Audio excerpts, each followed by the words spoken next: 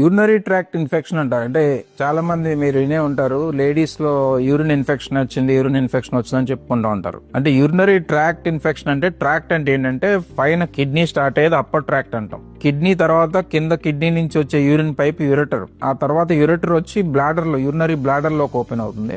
Urinary bladder నుంచి మూత్రం విసర్జించడానికి ఉపయోగపడే పైప్ ని యురెత్రా అంటాం. సో పైన కిడ్నీ నుంచి కిడ్నీ, యూరెటరు, బ్లాడరు, యురెత్రా, ఈ మొత్తాన్ని యూరినరీ ట్రాక్ట్ అంటాం. ఆ పార్ట్ ని బట్టి, అంటే యురెత్రాలో ఇన్ఫెక్షన్ వస్తే దాన్ని యురెథ్రైటిస్ అంటాం, యూరినరీ బ్లాడర్ లో వస్తే దాన్ని సిస్టైటిస్ అంటాం, అదే కిడ్నీస్ లో ఇన్ఫెక్షన్ వస్తే దాన్ని పైలోనెఫ్రైటిస్ అంటాం. అట్లా వేరియస్ టెర్మినాలజీస్ ఉంటాయి. సో ఎక్కడ ఇన్ఫెక్షన్ వస్తే ఎలా ఉంటుంది అంటే, యురెథ్రైటిస్ అనేది వచ్చినప్పుడు ఓన్లీ యూరిన్ పాస్ చేసేటప్పుడు బర్నింగ్ ఒకటే ఉండొచ్చు. అదే మనకి సిస్టైటిస్ అంటే యూరినరీ బ్లాడర్ లో అనుకోండి ఇన్ఫెక్షన్ వచ్చినప్పుడు పొత్తికడుపులో నొప్పి రావటం గానీ, తరచుగా యూరిన్ కి వెళ్ళటం గానీ, అర్జెంట్ గా యూరిన్ పాస్ చేయాల్సి రావటం గానీ, లేకపోతే యూరిన్ కి వెళ్ళినప్పుడు యూరిన్ లో కొంచెం బ్లడ్ కనపడటం గానీ, ఇలాంటివన్నీ కూడా మనం సిస్టైటిస్ లో చూస్తాం. ప్రాపర్ కిడ్నీలో ఇన్ఫెక్షన్ వచ్చినప్పుడు దాన్ని పైలోనెఫ్రైటిస్ అంటాం. దాని లక్షణాలు ఎలా ఉంటాయంటే, బాగా డొక్కలో నొప్పి రావటం, సివియర్ గా చలి జ్వరం రావటం, యూరిన్ కి వెళ్ళినప్పుడు మంట రావటం, వామిటింగ్స్ అవటం, ఇలాంటివన్నీ కూడా కిడ్నీ ఇన్ఫెక్షన్ వచ్చినప్పుడు పైలోనెఫ్రైటిస్ లో ఇవన్నీ చూస్తాం. వీటన్నిటిలో కూడా పైలోనెఫ్రైటిస్ కిడ్నీలో వచ్చే ఇన్ఫెక్షన్ డేంజరస్. ఎందుకంటే ఆ ఇన్ఫెక్షన్ అక్కడ నుంచి టాక్సిన్స్ బ్లడ్ లోకి వెళ్తే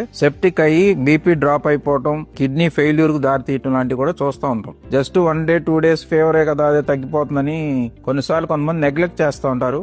ఎస్పెషల్లీ డయాబెటిక్ పేషెంట్స్ లో, 55-60 years అబోవ్ ఉన్న పేషెంట్స్, లేడీస్ లో ఎక్కువగా మనం ఇన్ఫెక్షన్స్ చూస్తూ ఉంటాం. సో ఎస్పెషల్లీ డయాబెటీస్ లో షుగర్ కంట్రోల్ లేనప్పుడు ఇట్లా పైలోనెఫ్రైటిస్ ఇన్ఫెక్షన్ కామన్ గా చూస్తూ ఉంటాం. అలాగే డయాబెటీస్ లో బాగా సివియర్ ఫార్మ్ ఆఫ్ పైలోనెఫ్రైటిస్ అంటే కిడ్నీలో గ్యాస్ వస్తుంది, దాన్ని ఎంఫెస్మాటిస్ పైలోనెఫ్రైటిస్ అంటాం. అది వస్తే ఇంకా సివియర్ అనమాట. సో అలాంటి సందర్భాల్లో కిడ్నీలో అవసరమైతే స్టెంట్ వేసి డ్రైన్ చేయాల్సిన అవసరం కూడా వస్తుంది. ఇవన్నీ కూడా మనకి ఒక అవేర్నెస్ ఉంటే వెంటనే మనం డాక్టర్ దగ్గరికి వెళ్ళాలి, టెస్ట్ చేయించుకోవాలనేది తెలుస్తుంది. సో ఇలా యూరినరీ ట్రాక్ట్ ఇన్ఫెక్షన్ వచ్చినప్పుడు ఫస్ట్ చేయాల్సింది యూరిన్ శాంపుల్ టెస్ట్ ఇవ్వాలి. యూరిన్ అనాలిసిస్ అంటాం. అది చేస్తే యూరిన్ లో పస్సల్స్ ఉన్నాయా, ఏ మోతాదులో ఉన్నాయి, తర్వాత యూరిన్ కల్చర్ టెస్ట్ ఇస్తే ఏ బ్యాక్టీరియా వల్ల ఇన్ఫెక్షన్ వచ్చింది, ఏ మెడిసిన్ మనకు పనిచేస్తుంది అనేది తెలుస్తుంది. దాని వలన ట్రీట్మెంట్ ఈజీ అవుతుంది. పైలోనెఫ్రైటిస్ అయితే కనుక సివియర్ ఫార్మ్ కాబట్టి దాన్ని టాబ్లెట్స్ కాకుండా ఇంజెక్టబుల్స్, యాంటీబయాటిక్స్ ఇంజెక్షన్స్ వాడాలి. మినిమం 1 week వాడి ఫీవర్ తగ్గాక ఇంకో 1 or 2 weeks టాబ్లెట్స్ వాడాల్సిన పరిస్థితి ఉంటుంది. సో